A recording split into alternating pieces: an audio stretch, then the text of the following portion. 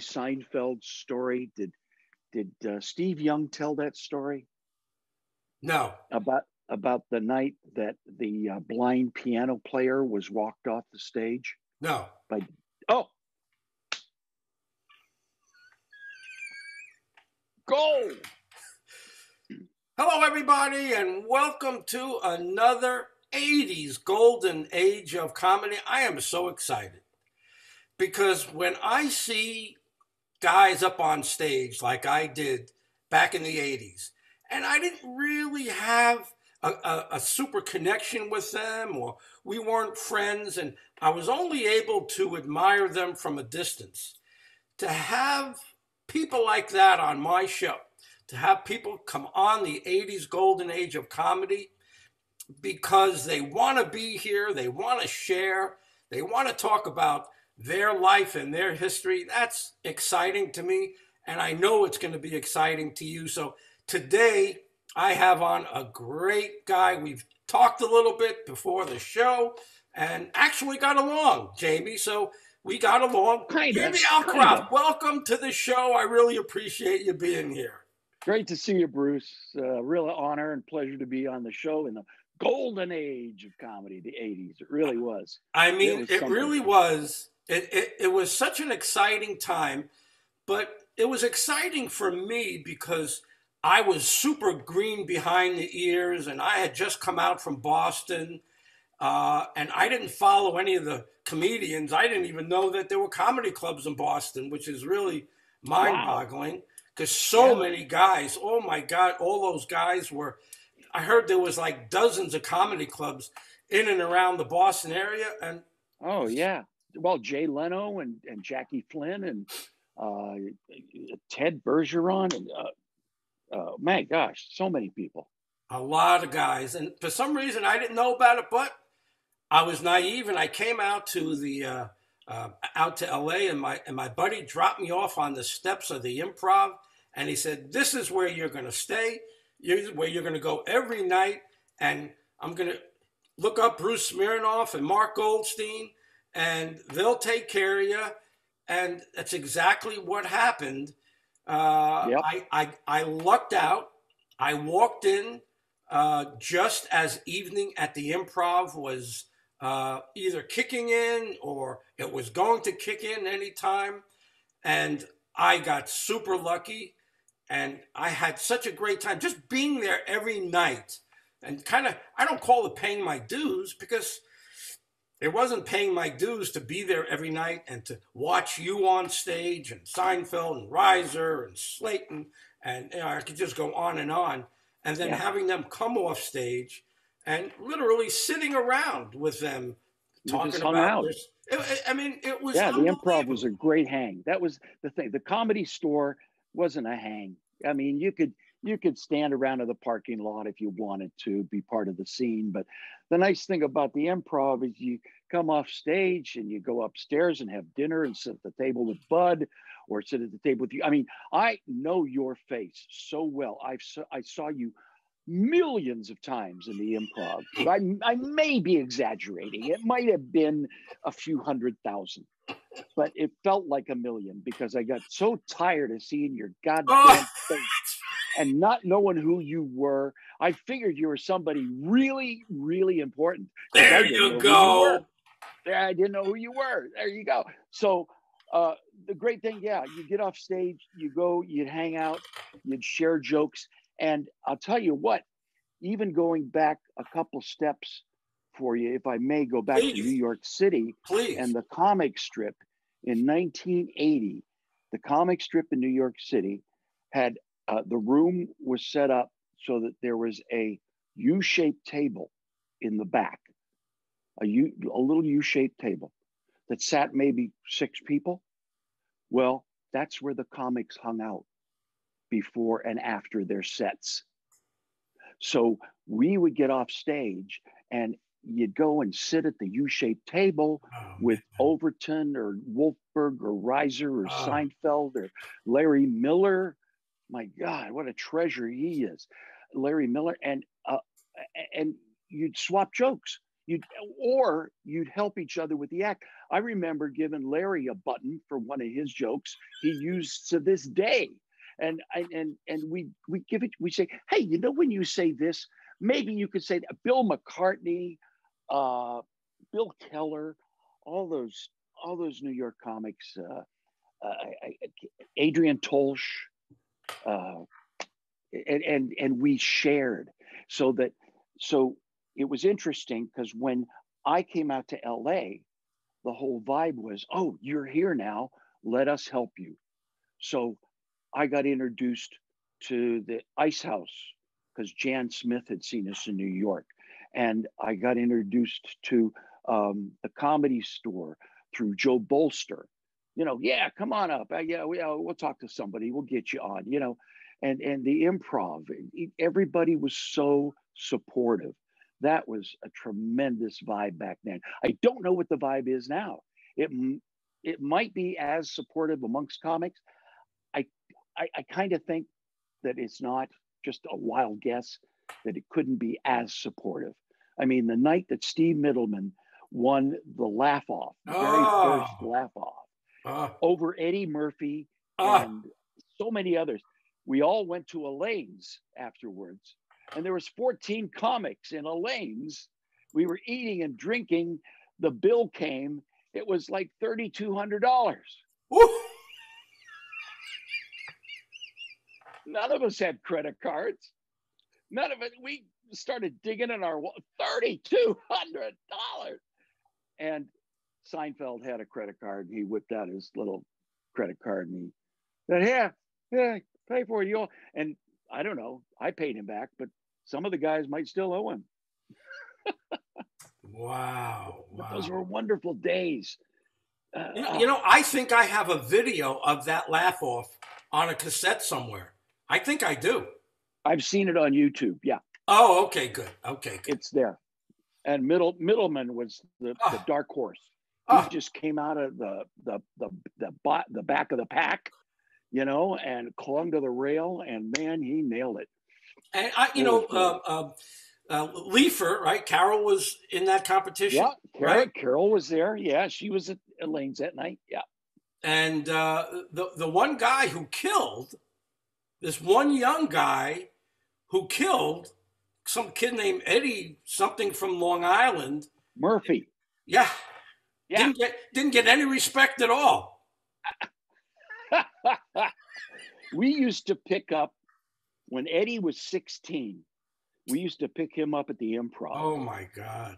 He told his dad he was staying over to Buddy's house. Whoa! His dad never knew. You know, his parents didn't know. We'd drive him out to the East Side Comedy Club. Oh. And Richie Minervini owned it.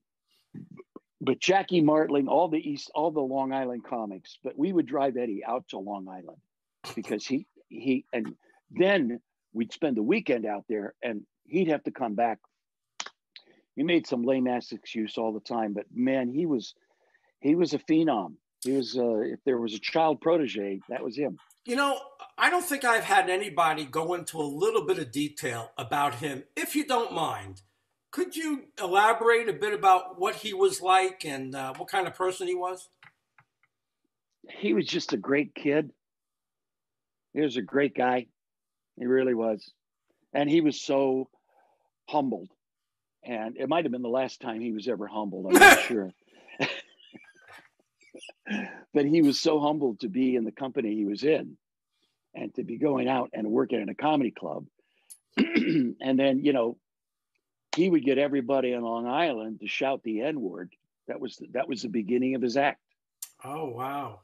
He said, "I know what you're thinking. Come on, get it out of your system."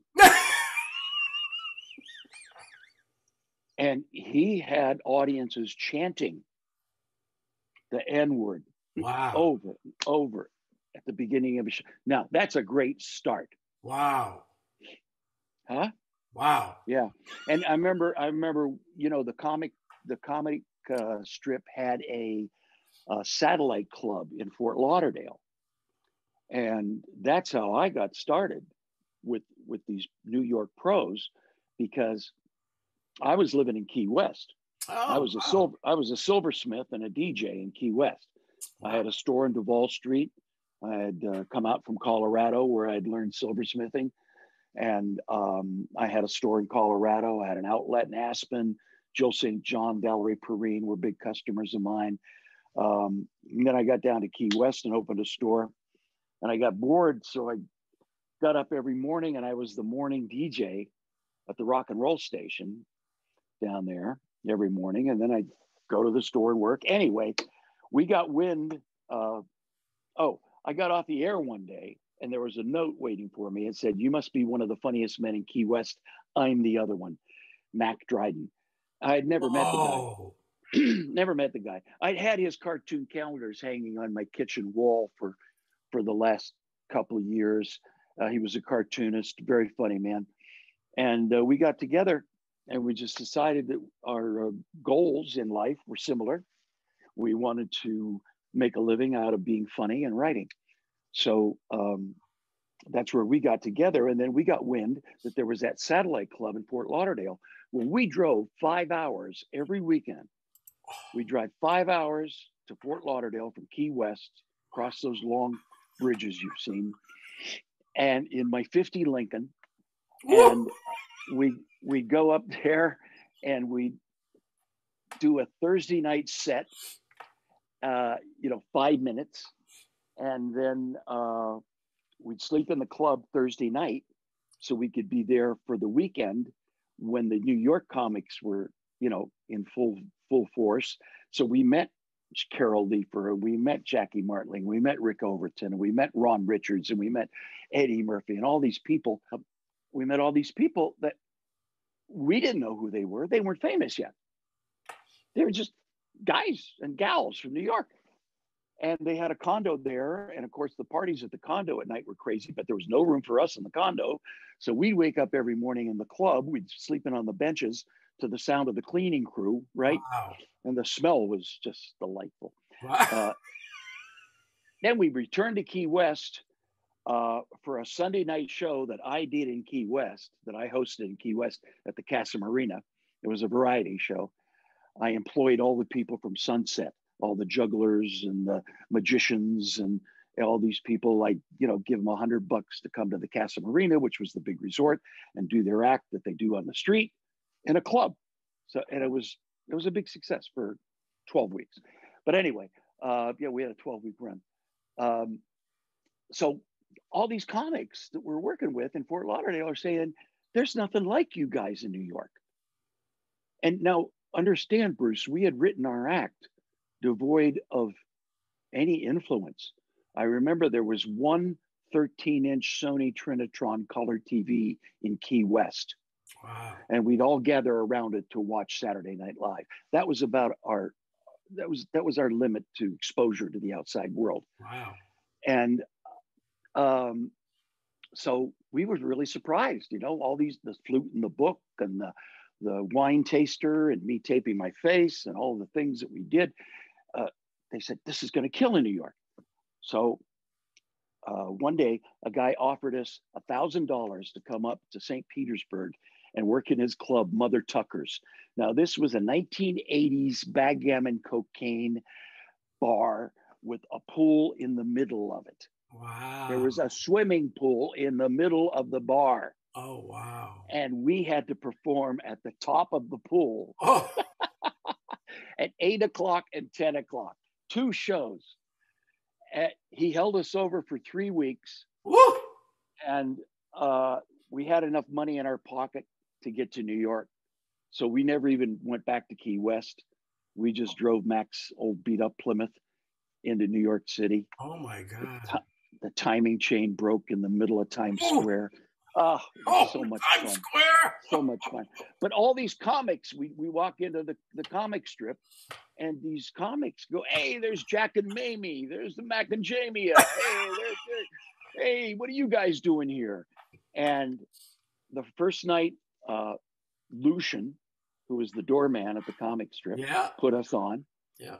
And then we struggled, we worked, but about 2 weeks later, Bill Maher, who was the host at Catch a Rising Star that night, said, hey, I hear you guys are getting some laughs. You want to go up and do 12 minutes tonight?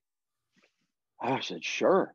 You know, Wow. all the MCs got to pick the acts Wow. at Catch. That was the deal at Catch. So you had the schmoozy MCs. We didn't know about schmoozing. We didn't know. We were from Key West. He was a cartoonist. I was a silversmith and DJ. Oh my God. But he was nice to us. We were nice to him.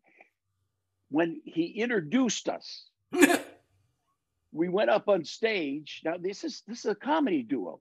This is a team. So you got to plan your act out. You can't just go up there and ad lib. You know, you got to say, okay, we're going to do this bit. We're going to do that bit. Okay, this bit's 2 minutes. Wait a minute. This bit's 3 minutes. That's too much. He only wants us to do 12. You know, we went through it before we got on stage that night. We finally got up on stage. He slips me a note that says, do 8. We had to cut 4 minutes from the act. I had no way to communicate that to Mack. Oh. I couldn't turn to him and say, hey, we got to cut 4 minutes from the act. So how did that work out? It worked out. We got a standing ovation. Oh. So we were in at Catch. And that all came from a little note that a guy handed me at a radio station in Key West. Wow. That was pretty funny, pretty cool. See, that's and then William Morris signed us. And how did that happen? Let's not go so fast. A guy was in this club one night and saw one of our standing O's and approached us afterwards. Rick Newman and Rich Fields wanted to manage us. Richie Tinkin and Bob Wax were managing Eddie Murphy at the time. So they had their hands full with Eddie. And Rick Newman and Rich Fields, who owned Catch, got in there. They wanted to start managing. I think they were kind of managing Belzer at the time. And they asked if they could manage us. And we said, well, we're really not sure yet where we're going to go with management. And he said, well, we think you should go to LA. And we got an apartment out there, Pat Benatar's apartment. And it's empty right now. Pat's on tour. Wow. So you guys could have Benatar's apartment for 3 or 4 months at Oakwood. Ooh. You know, test the waters in LA and see how it goes. Wow. And we had signed with William Morris at the time, Brian Dubin. And Brian Dubin said, I think it's a good idea for you to go to LA. And I'll hook you up with Jeff Witches at our William Morris office in LA. So we came out to LA being represented by William Morris, which was nice. That's the way to do it. Yeah, within a year of hitting town, we did our first Tonight Show, which was remarkable because Jim McCauley told us that Johnny didn't like teams and that we'd never get on the show. And we kind of beat him down because he was in the audience every night and he'd see our act. And finally he came up to us, he said, you know, that thing you do with the phone, the thing with the flute and the book, that might work on the show if we just did this. You know, he always liked to massage everybody's act. That's what I hear. To feel like it was his, you know. And then so we did it. We had a really great first set. Johnny gave us the okay. And then our second Tonight Show set, 2 minutes before we were to go out through that gold curtain, McCauley changed what he wanted us to do.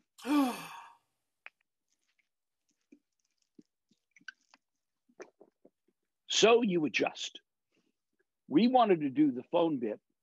He wanted us to do Reagan playing a video game, which we did. Ooh, I got that one there. Ooh, bing, bing, bing. You know, Mac could make the sound effects. And I'd be Ronnie just playing away on the old Nintendo. And that aired the night the Korean airliner was shot down. Oh, my God. Yeah. So not good timing on that bit. Yeah. McCauley, and we never went back with Johnny, but we did do it with Jay one night. That was fun. But, you know, we did all those evening and improv. Then we had a TV series. We discovered Jan Hooks. We discovered she was working on TBS out of Atlanta. Wow. We hired her. She was a regular for 125 episodes on our show. We Kevin Pollak. Tell me We more brought about the him show. in. Because I'm not completely familiar with the show. Tell me more A about lot of people aren't, and that's the problem. Comedy Break was a sketch variety show. It was syndicated, and we produced. At first, we would shoot 5 shows every Saturday morning live with Ruth Buzzy, Martin Mull. No, I meant to say Richard Mull. That was a Freudian sheep. So, I mean slip. Sorry. Anyway, yeah, and we brought Tom Poston. We brought all these actors on, and we gave them scripts the day before. And they had to look at the script and come on and do the sketch with us live on a Saturday morning with a live audience. It was impossible, incredible, but we pulled it off. We did 50 shows.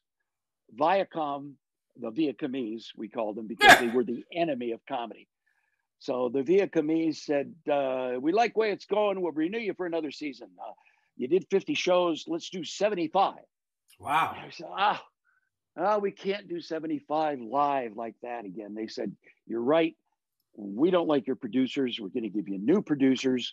And so they fired the bookers, Bob and Barbara Booker.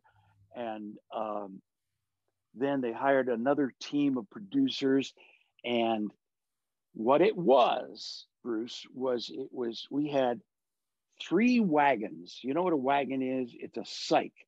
It's a cyc that's constructed on a platform with wheels. Okay, so that cyc could be anything. In other words, if it was green screen, it could be your brick wall or my universe, right? Yep. So they took black electrical tape and made the sets, the door frames, the windows, the lamps, and the spaceship set, and the Ronald Reagan Oval Office set, and the John Lennon, Paul McCartney set. Because when the show was running short, Kevin and I had them put a big banner across the cyc that had all the Beatles song titles on it. And we go in, and I'd be John, and he'd be Paul. And he'd say, well, what did you write today? And I go, well, do you want to know a secret? I'm in no mood to play games. What'd you write? Yesterday? No, today.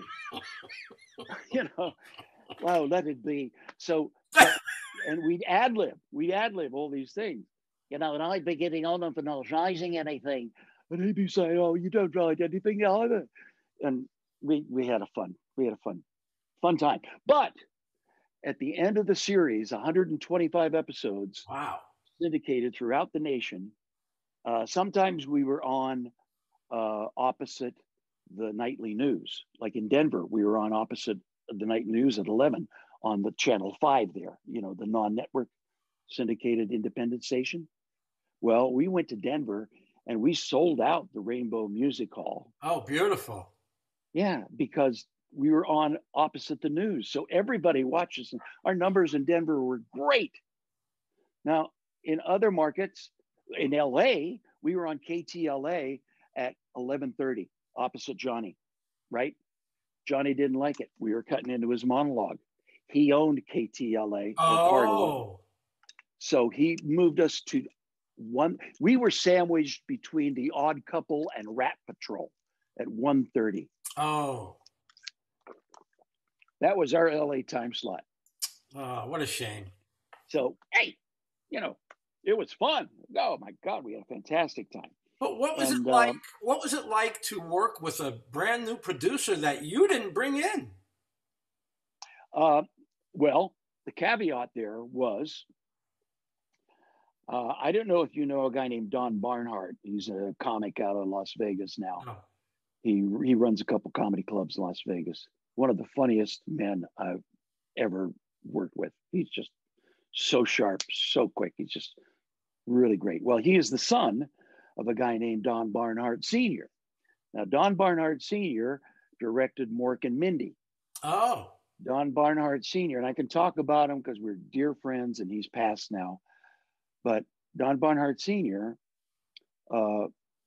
working with Mork on Mork and Mindy with Robin, he got into a little problem with the Peruvian marching dust. You know, I don't use cocaine, but I enjoy the smell. But I like the Peruvian part. The Peruvian part's good. The Peruvian marching dust, yes.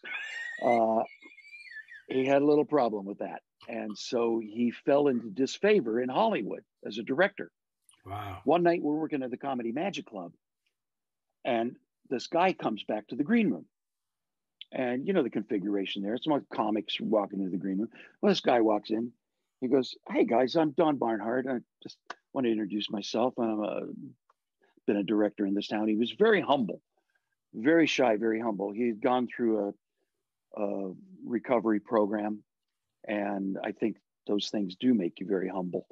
And he said, "If you don't mind, I got a couple ideas for you. And are you here tomorrow night?" I said, "Yeah, we're here tomorrow night. We're headlining all week." He said, "Well, if you don't mind, I'd like to come back tomorrow night and see if this works for you." And he gave us a couple of ideas that were really good. And he came back the next night and came back to the green room. He said, "Hey, you know, it worked. Yeah, this kind of worked, but this could be better." And we became friends. Well, we became such good friends that I said to him, "Don, if we ever get a television series, you are going to be our director." Now, in the first 50 of Comedy Break, I had no power whatsoever. They say, "Here's your director, here's your producer, here, you're doing a show." I'd been a comedian for 3 years. Wow. What did I know? Wow. You know, and I didn't know the business. A guy from the Keys yet. Neither did Mac. Yeah. So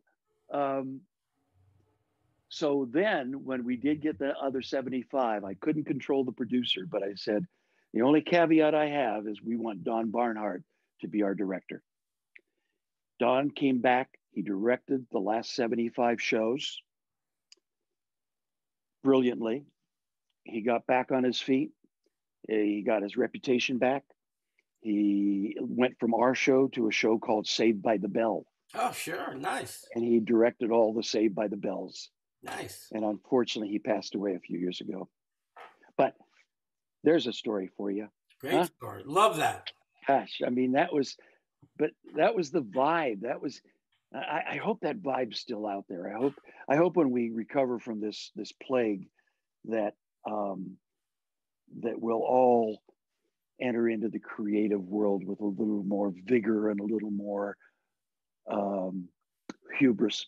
I take it that you have not lost any of your desire to be a performer and go out there and perform. You're probably like a lot of the guys that are just waiting for the doors to open, the theaters to open, the clubs to open again. Give me an audience. I love it. I love it. I'm retired in a sense. I wrote a book, and I just edited a new book that's out and doing very well. And I enjoy doing that. I enjoy writing. I'm writing a screenplay right now.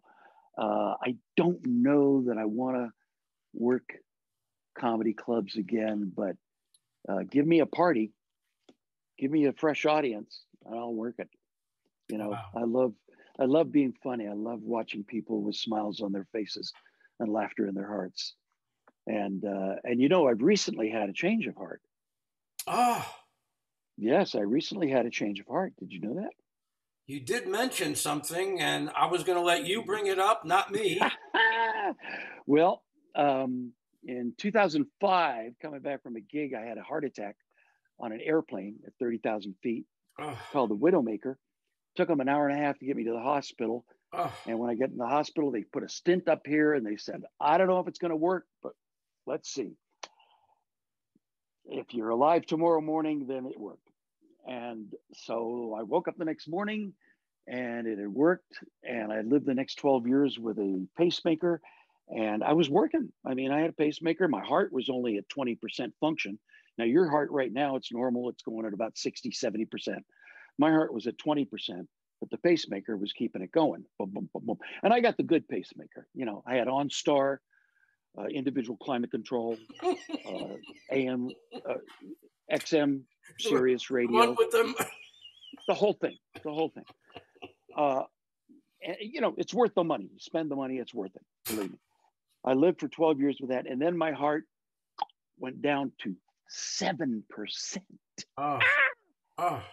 Now, Yeah. what did that feel like for you? The symptom was, good question. Of course, I had very little energy, but when I laid down to rest, I'd run out of breath. Woo. I couldn't lay down. Oh my God. So I slept for 2 or 3 days in a chair thinking that this would pass, but it didn't. And that's when I called my doctor. It was a Friday in June. And he said, come on in.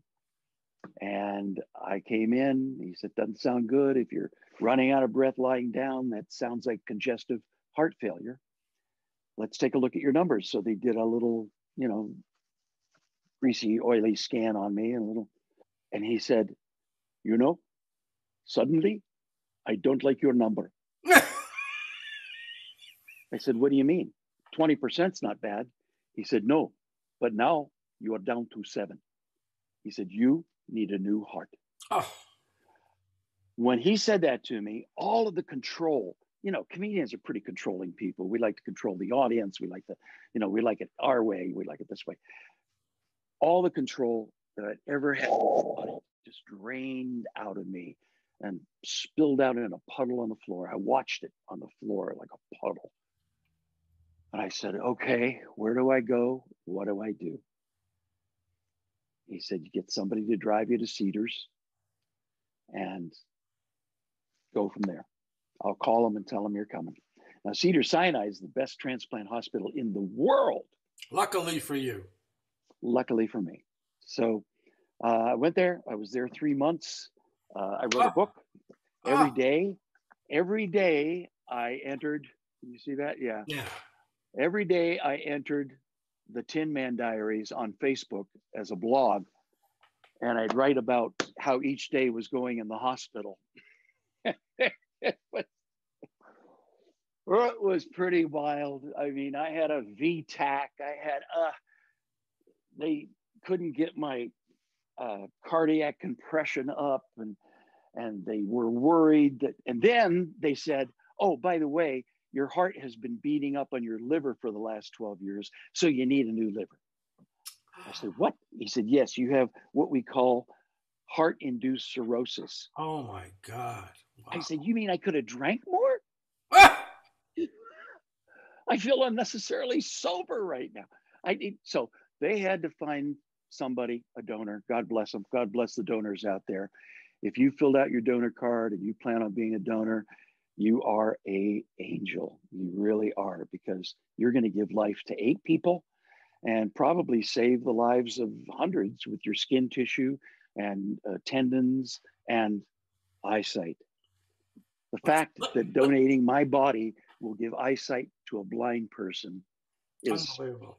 That's the deal breaker right there. We'll make sure that we put the information down below. By the way, that's my face there. Can you see my face? Yeah, I do. I completely accept autographed copies of books, by the way. Just saying. Do you? Okay. I'll sign it on this page. All right. And I recently, because of my experience in Key West, I got wind of the fact that the head of the Key West Film, was it the Keys Film Society? So she organizes all the TV shows and films that shoot in the Keys. She was putting together a book about Key West in the 70s and 80s. And in Key West, I had that store in Duval Street from, well, let's say for 5 years in the 70s. So I wrote an essay and I submitted it. And she said, "My God, you must really know Key West. Can you edit the book for me?" So I edited this wonderful book called Home at the End of the World. Oh, not yet. There it is. Home at the End of the World. There it is. And it has, as you can see, an interactive electronic cover, so that the picture on the cover comes and goes depending on how you hold the book. Wow. Yeah, it's a collection of 73 essays from art gallery owners and smugglers and street people, and just fantastic little stories. And we put them together all in one book. So, and that just came out a couple of weeks ago. So that's fun, and it gets my creative juices going. And I'm also doing my silver work. I got back into silversmithing. I have a shop over in Burbank. Wow. Don't show that to my wife. I make stuff like this. Beautiful. Well, go to silverbyjamie.com, and there's got to be something there for your wife. I'm sure there will be. We were just out in Los Angeles in January a year ago. Oh yeah. But before this whole thing erupted, as a matter of fact, my 16-year-old daughter, she got it. She got it. We didn't get it, but she got it. She was sick almost the whole trip we were out there. Oh no. Oh my God. Yeah, my 32-year-old daughter got it, COVID too. Yeah. Does your 16-year-old daughter know about my daughter? I'll see. When we're done, I'll ask her about it. Haley Kiyoko. No, my daughter was an actress on Disney, and she's a pop star. She's been on the cover of Billboard magazine, articles in Rolling Stone, all that stuff. Tell me her name again. Haley Kiyoko, which is her middle name. My wife's Japanese, Canadian Japanese, and so she is, out of my 3 children, she's the one who looks the most Asian, and she just didn't look like an Alcroft. So we were going through her headshots when she was like 12. She always wanted to do this. She always wanted to be a pop star. I mean, she's been on stage. She was Taylor Swift's special guest at Foxborough Stadium last year. We saw her perform in front of 75,000 people. Oh my God. Crazy. Wow. Crazy. Yeah. Oh, happy for her. Happy for you. That sounds great. I'm happy for her. She's living her dream. You know, people say you must be proud. And I'm proud when people tell me what a nice person she is. But as far as her accomplishments are, yes, I'm happy. I'm more happy than proud. Just happy that she's able to live her dream. Anybody who's able to live their dream, Bruce.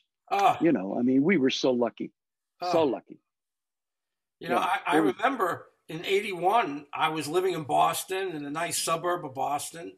As a matter of fact, 2 blocks down from where they caught one of the supposed bomber guys hiding in a boat. Remember that? Yeah, that is a nice neighborhood. A lot of boats there. A lot of places to hide. Well, it was a nice neighborhood, and it still is, but he happened to pick this boat like 2 blocks from where I was living, you know, and I see my whole neighborhood on CNN. It was crazy. Wow.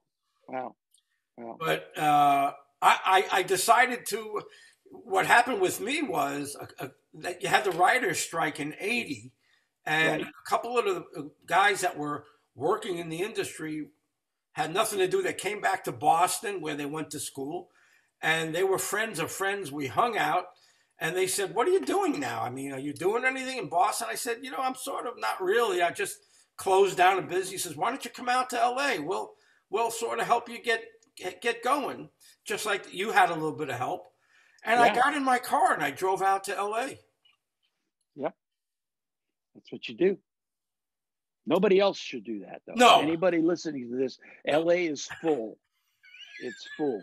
We cannot accept any more cars. As a matter of fact, people are coming back out of there now. Yeah, that's good. That's good. That's a good trend. I like that.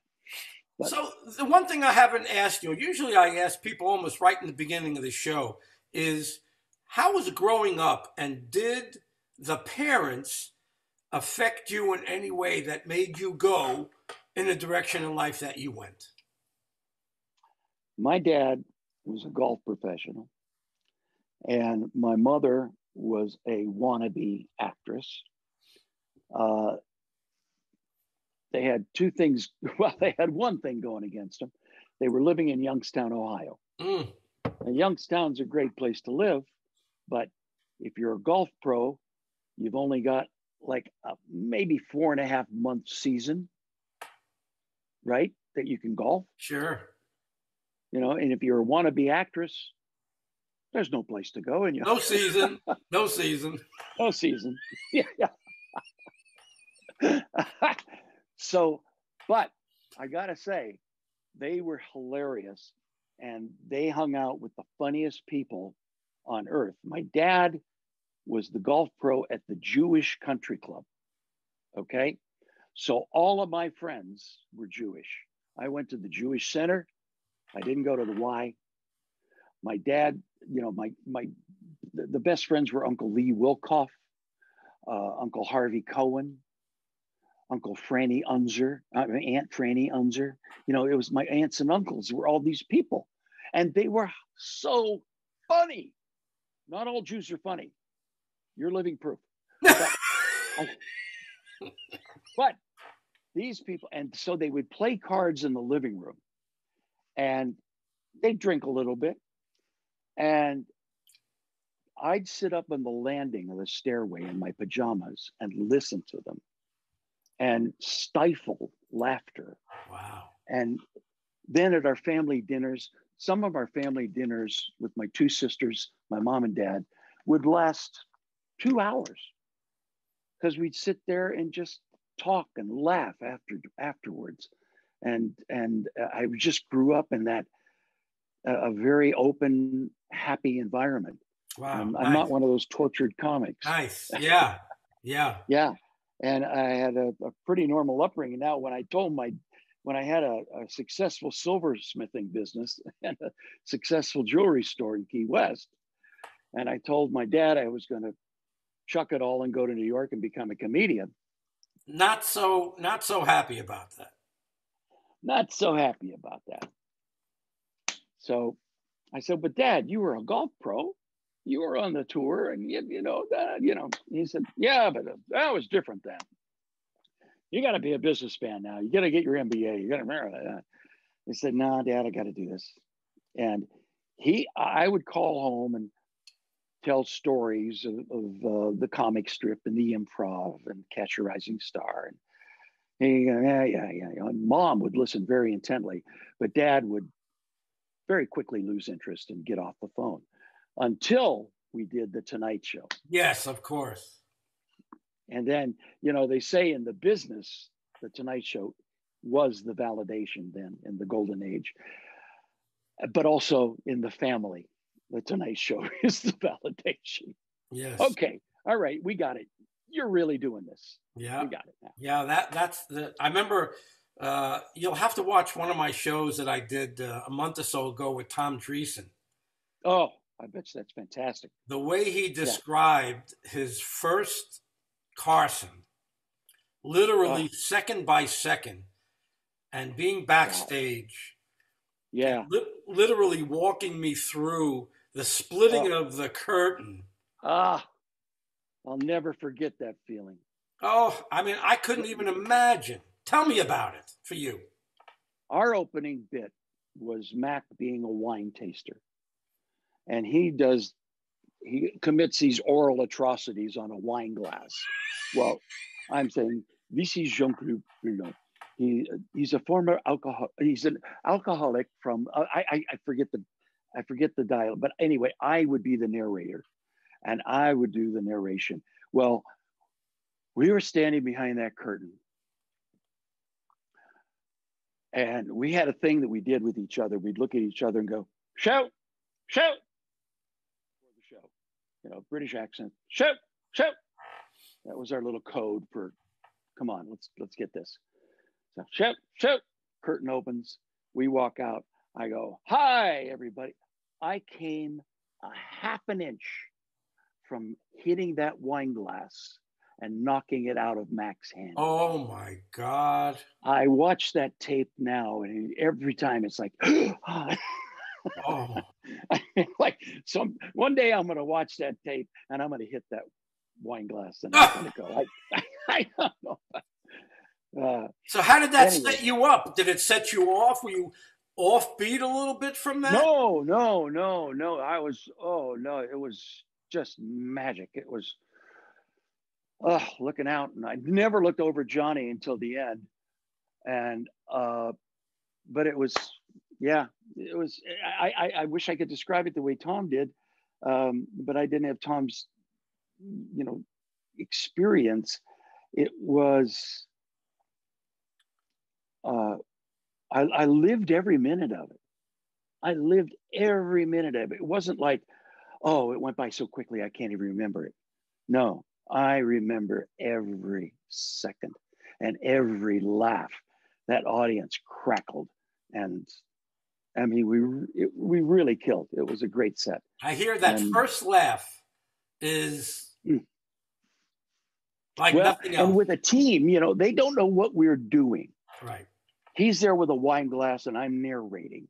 We're not coming out and go, "How you doing? How's everybody doing tonight?" I was walking over here. I noticed, it wasn't that. It wasn't your regular stand-up. That's why Johnny didn't like teams. He likes that one-on-one Jerry Seinfeld, Mike in hand stand-up. And so we did it.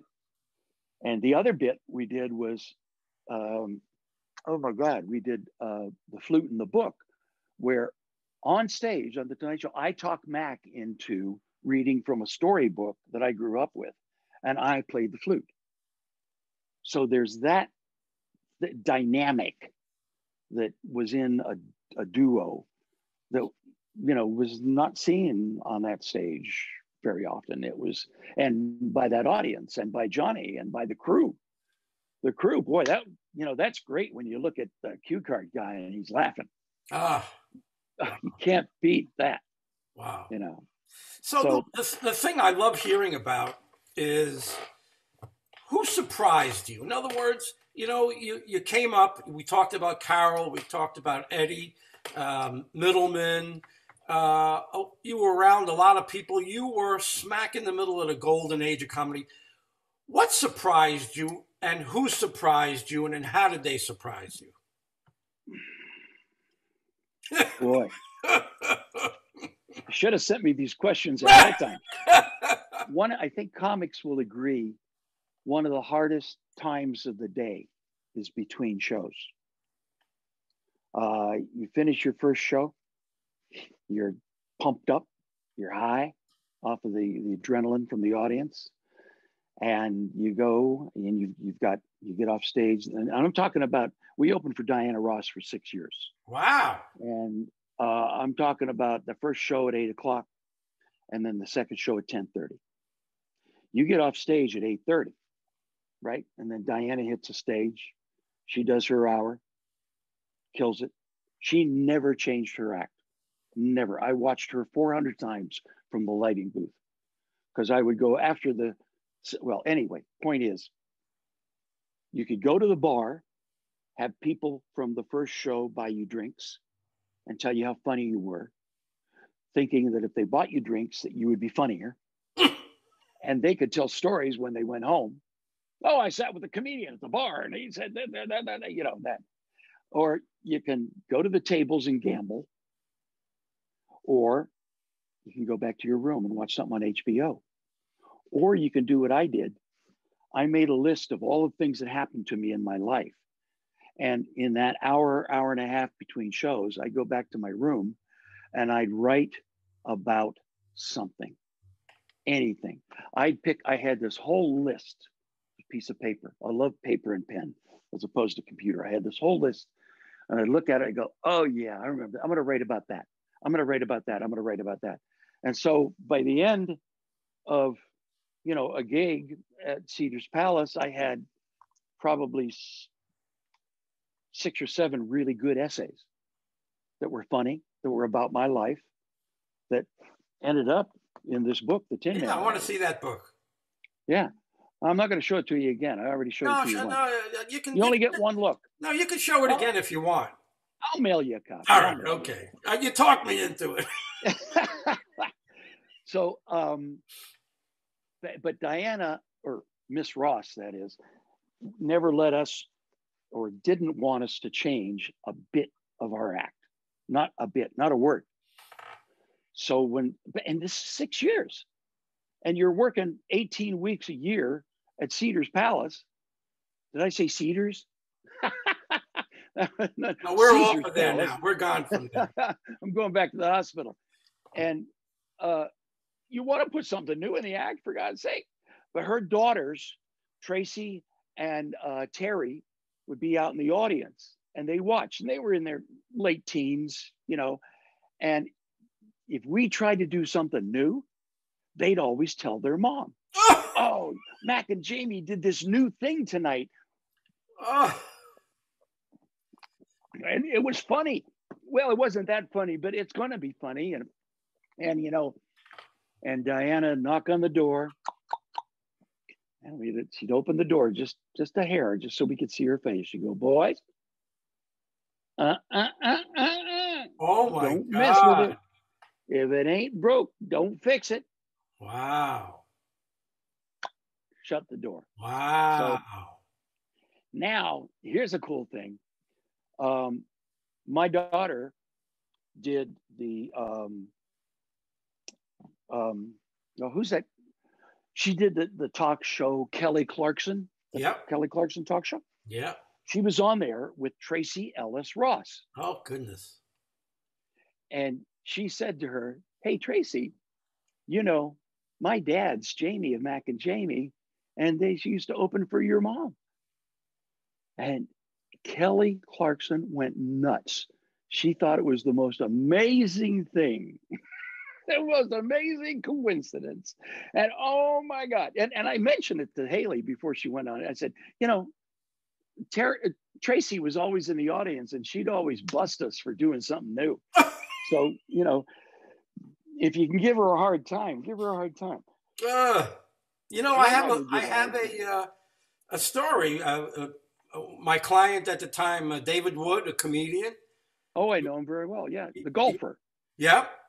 So he was opening for her, and I don't know what I was doing out there, but he invited me backstage, and I met her. Yeah, Miss Ross. Well, she invited us all, the band and the cast and crew, all over her condo in Las Vegas one Sunday. She said, oh, come on over for breakfast at the swim, breakfast in the swim. So we went over, but it was one of those cold, overcast days in Las Vegas. And we all show up. There must have been 40, 50 of us.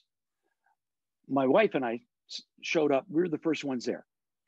So I stood at the stove with Diana Ross making scrambled eggs and hash browns and bacon. And she didn't even have her hair on then. She was just in her robe and just hanging out. So then she said, okay, everybody, let's go swimming. Nobody brought their bathing suits because it was so cold. She got so mad, and she sent her chauffeur out to buy bathing suits for everybody. Wow. He came back. He took our orders, Speedos, boxers, 1-piece, 2-piece. Wow. I got the 2-piece. And came back with the bathing suits. And of course, we all had to put our bathing suits on and go swimming. Well, I heard that she was the nicest. So if you had a boss she was the nicest. No, she was wonderful. Lucky she was dude. So wonderful. One of her saxophone players had a crack habit. He ended up in a crack house. He missed 3 days of shows. She hired a private investigator to find him at a crack house in Vegas.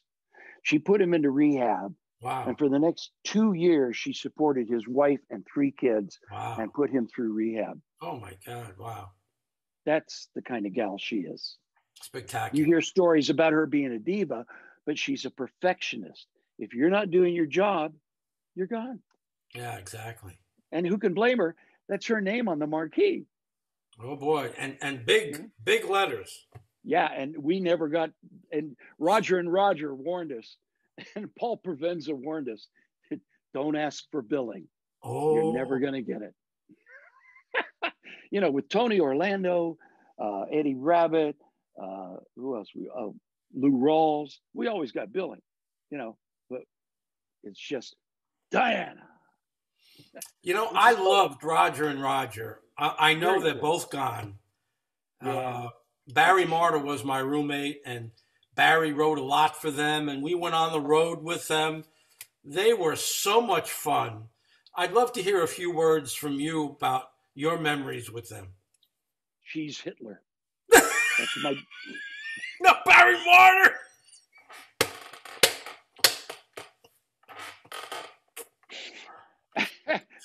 You never heard of a croissant called a cheese Hitler. He ruined his name forever.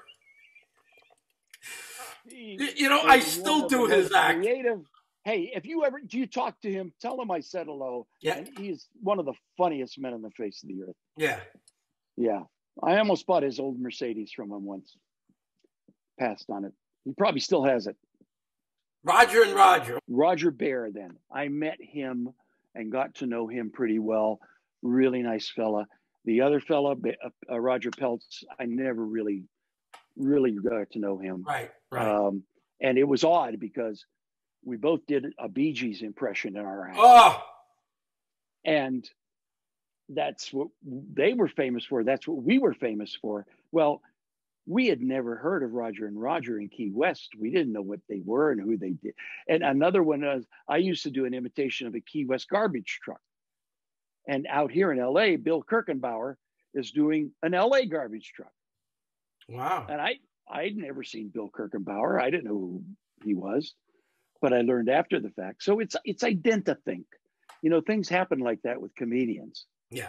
Is you get a certain set of circumstances in a certain time frame at a special moment, and we all come up with a very similar idea. Yeah.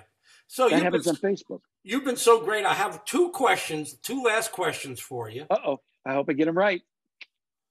One is, what was something you might have changed?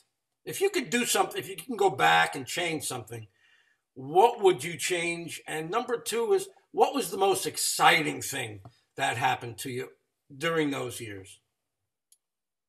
Okay.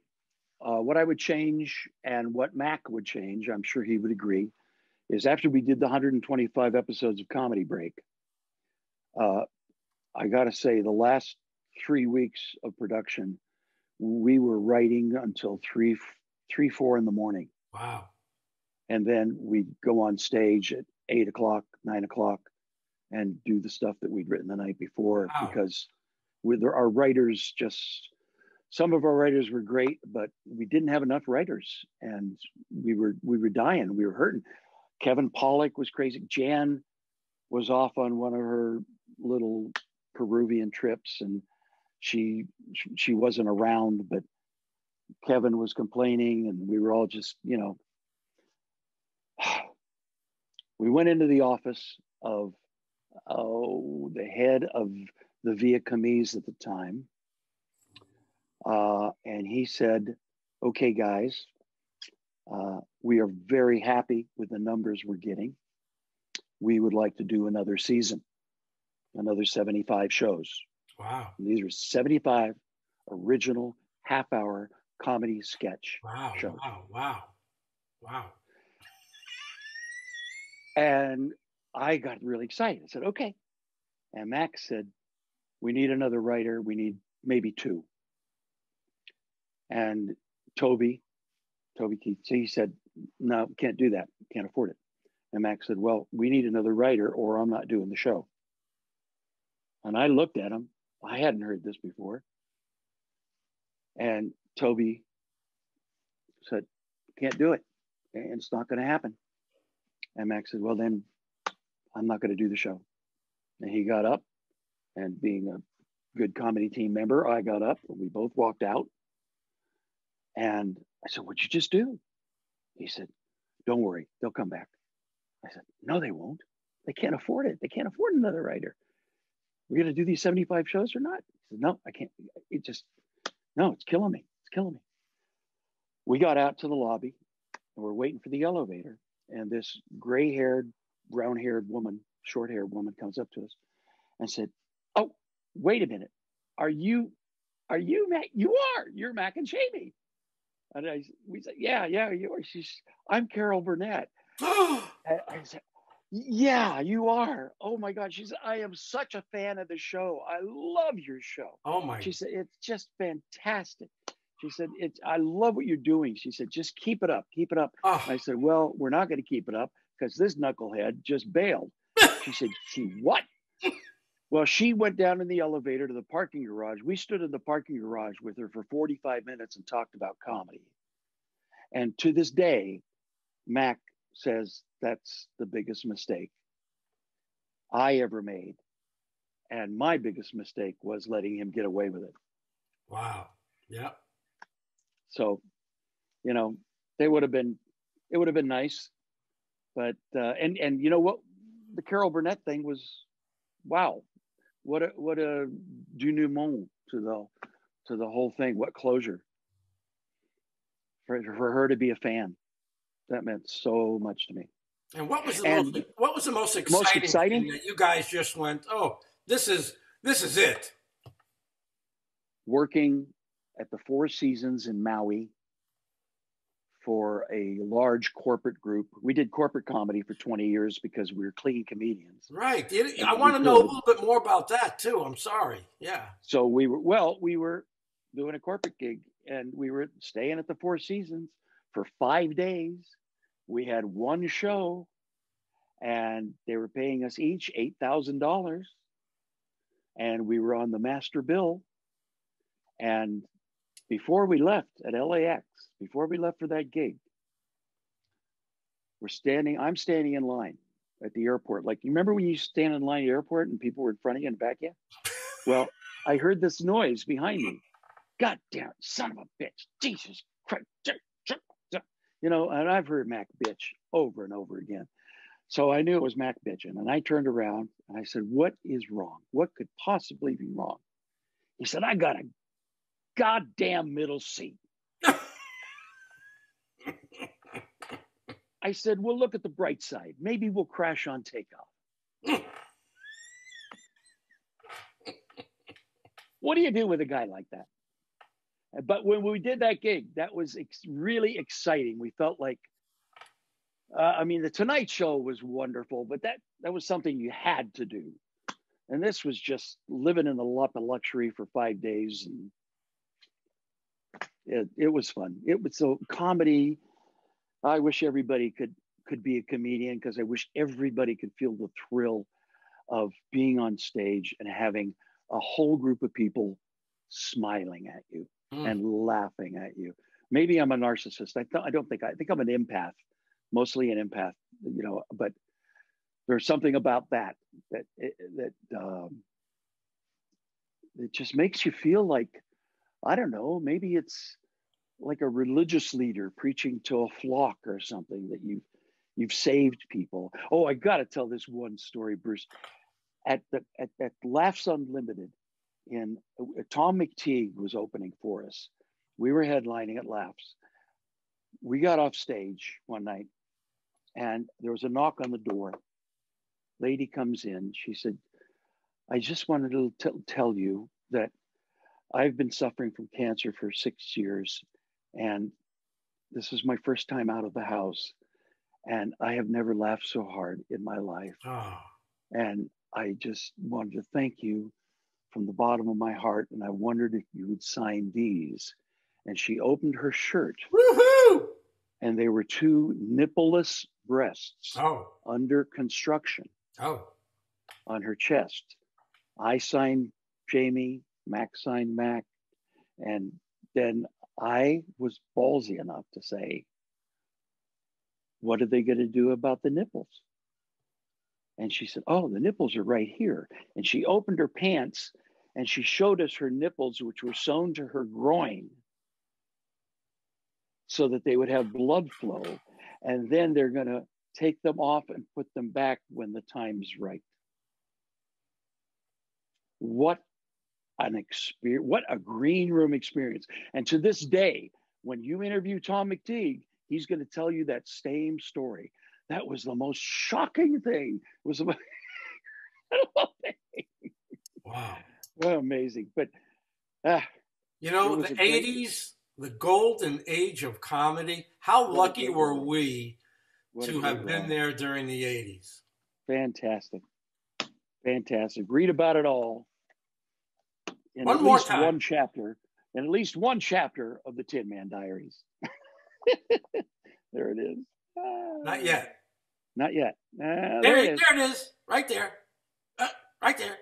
And again, it's got an electronic cover. Jamie, you've been This is fantastic. Oh, it was a lot of fun, Bruce. I so appreciate you spending this time with me. And Well, I appreciate you doing this. This is great.